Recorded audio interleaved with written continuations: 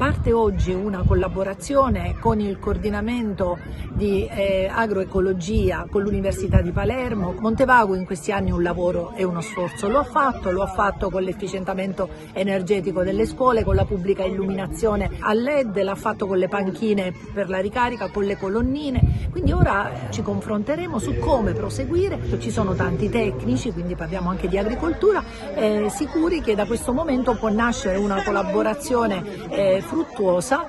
tra il Comune e questo coordinamento regionale. Peraltro c'è una legge, la 2121, che dà gli strumenti per poterlo fare, e quindi forti di una norma regionale e forti delle competenze professionali cerchiamo di dare una svolta anche alla nostra comunità. La legge è stata emanata il 29 luglio del 2021, i decreti attuativi sono arrivati tra novembre del 2024 e febbraio del 2025, ora la legge è perfettamente operativa e addirittura i contenuti della legge sono entrati come principi anche nei bandi della nuova programmazione, quindi il famoso PSP. L'applicazione di questa legge significa che sia le aziende agricole ma anche i professionisti avranno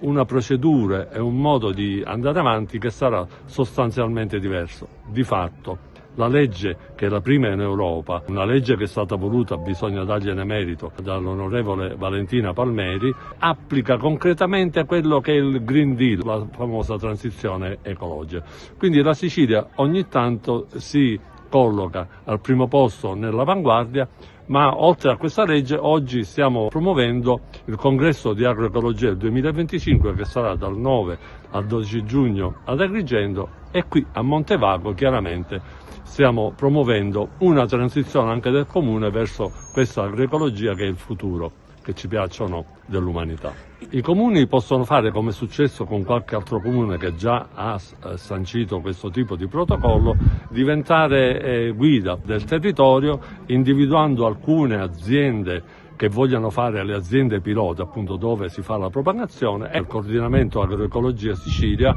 affianca il comune in questa transizione. Quindi c'è un'assistenza tecnica reciproca e il comune diventa capofila rispetto a questo movimento.